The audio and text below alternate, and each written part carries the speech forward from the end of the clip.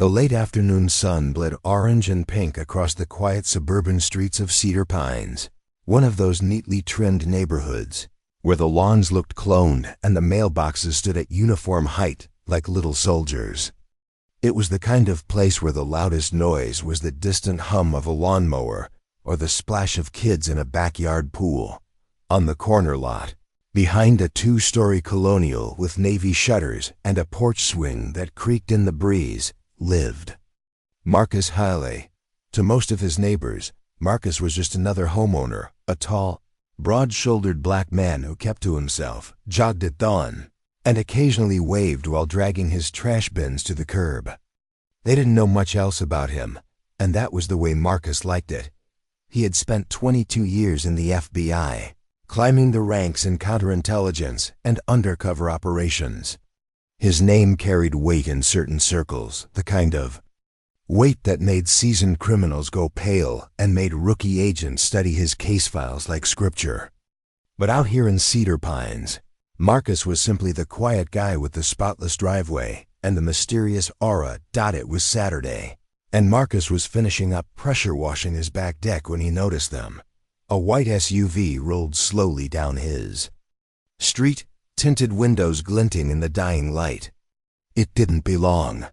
Marcus knew every car on this block: Mrs. Cunningham's rusting minivan, the Hendersons' bright red Jeep, the new Tesla the Martins had been bragging about. But this SUV moved differently, too slow, too deliberate, like it was hunting. Marcus set down the pressure washer, wiping his brow with a towel. He wasn't paranoid by nature. Paranoia got people sloppy in his line of work, but instinct sharpened his senses in ways his neighbors could never understand. The SUV parked a few houses down, then rolled forward again, stopping directly in front of Marcus's driveway. 3 men stepped out. They wore uniforms that looked off. Navy shirts with gold lettering that read HOA Enforcement Division, badges that gleamed cheap in the fading light, and holsters at their hips with something that sure looked like guns. Marcus squinted. HOA enforcement? That wasn't a thing. The Homeowners Association had board members, sure grumpy retirees who lived for bylaws and lawn citations.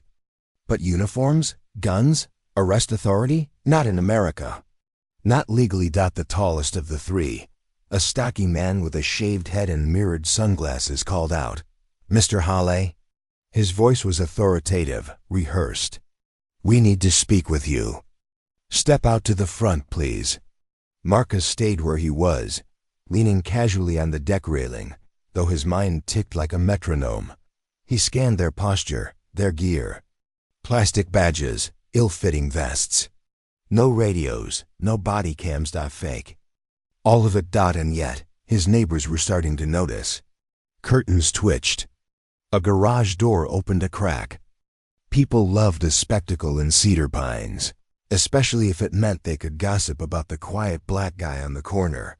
Marcus walked to the front of the house slowly, controlled. "What's this about?" His tone was even low. The leader squared his shoulders. "You're in violation of multiple HOA ordinances. Failure to comply has resulted in a warrant for your arrest." Marcus almost laughed. A warrant? Issued by a homeowners association? This was theater, dangerous theater. Arrest? Marcus tilted his head. For what? My grass being half an inch too tall? The second man, younger, with nervous eyes, pulled a clipboard from under his arm. Unauthorized modifications to your exterior property. A violation of community standards. Under Section 4, subsection B, we have authority to detain you. Detain me. Marcus repeated the words slowly, like he was tasting them. His gaze cut through the man like glass. And take me where, exactly? The younger man hesitated. The leader barked. Enough stalling. Hands where I can see them, Haley. The third man moved subtly to the side, blocking Marcus's driveway as though to cut off escape. The formation was practiced. Too practiced for something as silly as a HOA enforcement cosplay. Neighbors were gathering now, phones out, whispering. The scene was escalating. And Marcus knew too well how things looked. 3 men with badges and guns pointing at a lone black homeowner. Perception could kill faster than bullets. Marcus raised his hands slowly, palms outward. His voice carried. "Calm steel. Tell me who sent you," the leader sneered. "Don't make this difficult. You can come quietly, or we'll make you." Marcus's jaw flexed. He studied them. They weren't amateurs playing dress-up for kicks. They had coordination, training, maybe. But something was off in their stance, the sloppy weight distribution. The fake veneer of authority. He could smell desperation. And that made them dangerous. Marcus thought about the Glock hidden in the lockbox inside his hall closet. About the encrypted laptop upstairs with files no civilian should ever see. About the fact that these men knew who he really was, the most feared agent in the FBI's Black Ops division. They wouldn't be standing here bluffing about HOA.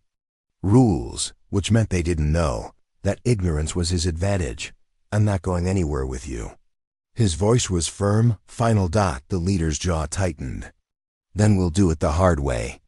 He gestured, and the 3rd man moved in, hand reaching for Marcus's arm. In a blur, Marcus stepped aside, grabbed the wrist, and twisted. The man yelped as his own momentum sent him sprawling onto the lawn. Marcus pivoted, fluid and controlled, as though he were brushing off a fly. Gasps erupted from the neighbors. The younger man with the clipboard panicked, fumbling for his holster. But Marcus was faster, snatching the weapon clean out of the fake officer's grip before the man even cleared leather. He popped the magazine, checked the chamber. Real gun, real bullets, which confirmed it. These weren't just frauds. They were armed predators. The leader pulled his weapon, leveling it at Marcus's chest. "Drop it, now!" Marcus didn't flinch. He stepped closer, voice low, deliberate, carrying like a sermon in the still evening air. "You think this neighborhood is your stage. You think those plastic badges make you wolves. But I've stared into the eyes of men who kill for governments, cartels, and kings. Compared to them, you're nothing." For a flicker of a second, doubt rippled across the leader's face. He wasn't used to prey talking back. Marcus tilted the gun he'd taken, ejecting the last round, letting it clatter on the concrete driveway. Then he tossed the weapon into the grass. His hands were empty again, his stance coiled but non-threatening. The neighbors' phones were everywhere now, recording. The optics had shifted. 3 armed aggressors versus 1 calm man standing tall.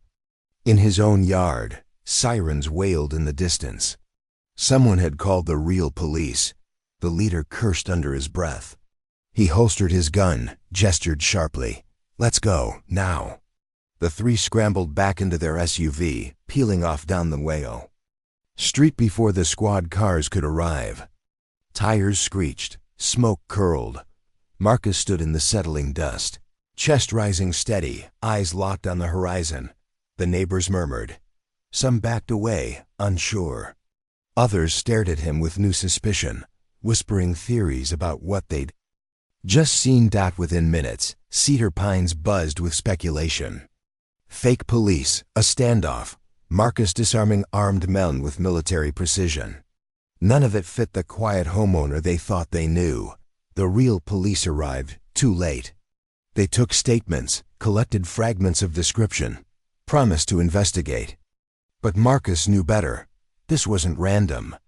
It wasn't kids in costumes. This was targeted.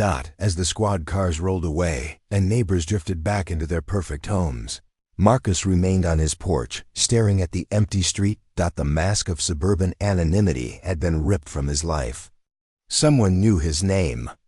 Someone wanted him rattled. And if there was one thing Marcus Hawley knew from years of hunting predators, it was this.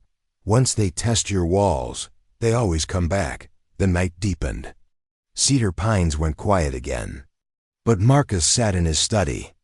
Lights low, hands steepled as he pulled out an encrypted burner phone. He dialed a number memorized long ago. A gruff voice answered. "Hawley, been a while." Marcus's tone was clipped.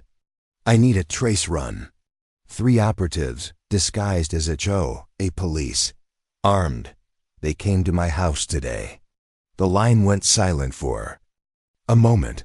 Then, Jesus, Marcus, you think this is connected? Marcus's eyes hardened.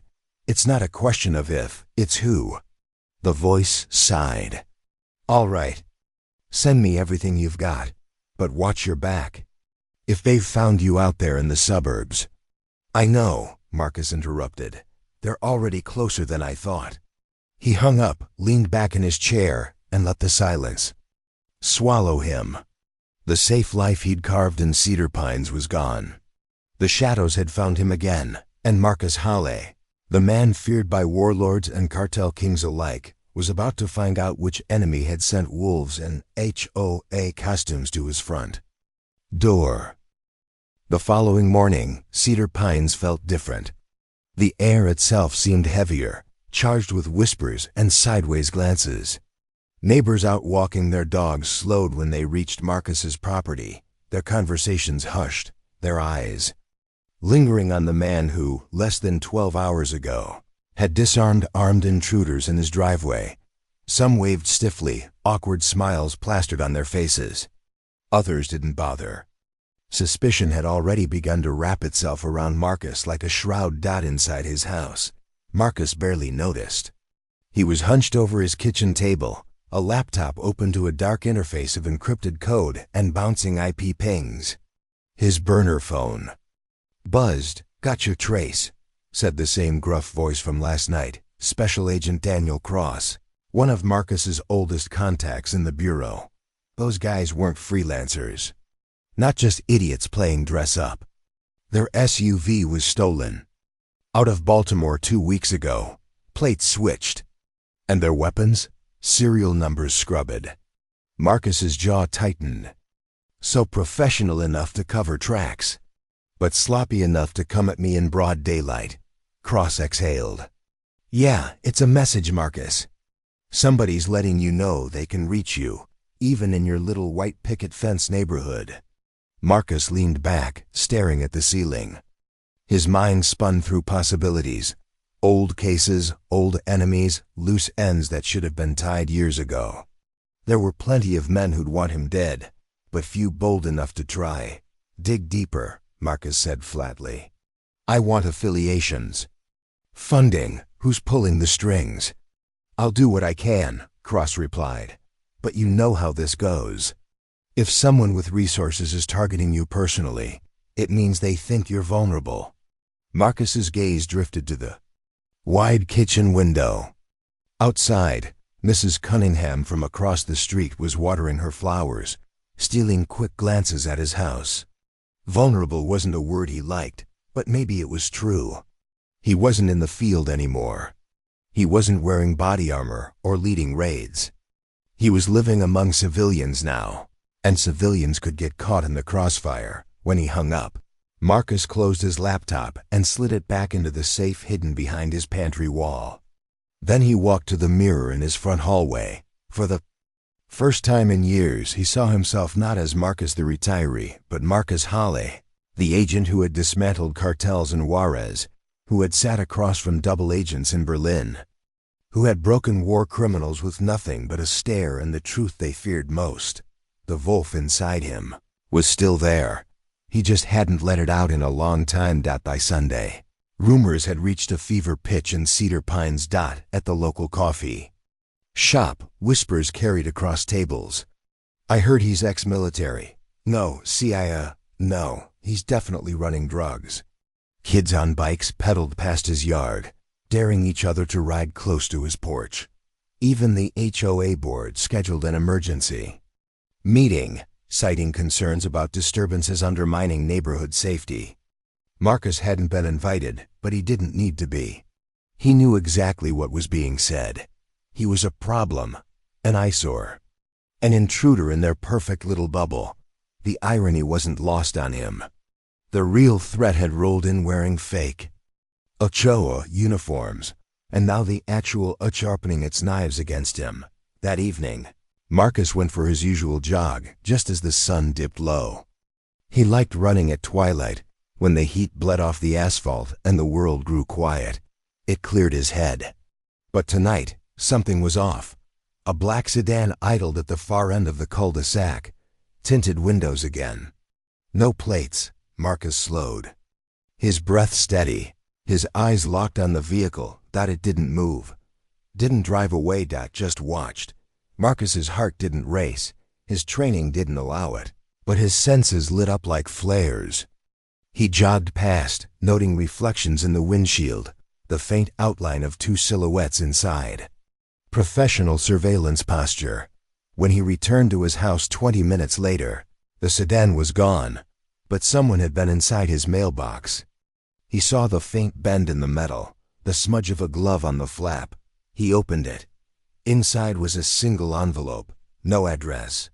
No stamp, just his name in block letters, HOA. He carried it inside, set it carefully on the kitchen table, and slit. It opened with a knife. A single sheet of paper slid out. Typed words, no letterhead. You were warned. Next time we don't knock. Marcus read it twice, his jaw tightening. His neighbors thought he was the mystery. But now the real mystery was unfolding in front of him. Who had tracked him down? Who had the audacity to play games like this on U.S. soil, in a sleepy suburban neighborhood? And why now? He didn't have long to think about it. The next night, as thunderclouds rolled across the horizon, Marcus heard a knock at his door. Not a pounding, just a calm, measured knock. When he opened it, 2 Cedar Pines police officers stood there, rain dripping off their caps. One of them, Officer Leary, had been at the scene during the fake arrest attempt. "Mr. Hawley," Leary said, shifting awkwardly, "we've had more reports about disturbances at your address. People say there's suspicious activity, unusual vehicles parked near your house. Some folks are concerned." Marcus gave a dry laugh. "So am I." Leary glanced at his partner, then back. "Look, I don't know what's going on. But if someone is targeting you, you need to tell us. We can't protect you if you keep us in the dark." Marcus studied him for a long beat. He could tell them the truth, that he was a high-ranking FBI operative with enemies stretching across continents. But he saw the doubt already brewing in. Their eyes, the same doubt his neighbors had. "No offense, officer," Marcus said slowly, "but this isn't something Cedar Pines PD can handle." Leary frowned. "Then who can?" Marcus closed the door without answering. At 3 a.m., Marcus woke to the sound of glass shattering. He rolled out of bed, silent, moving low across the floor. In the corner of his nightstand, his Glock waited. He chambered around with a soft click. Voices echoed from downstairs, footsteps. At least 3 of them. They'd come back. He moved like a shadow, gliding to the top of the staircase. Lightning flashed outside, illuminating figures dressed in black, masks pulled low, rifles cradled in their arms. They weren't bothering with HOA costumes anymore. This time, they'd come to kill him. Marcus's heart beat steady, his breathing slow. The wolf inside him stirred. He raised his Glock, sighted in, and whispered to himself, "Let's see who sent you."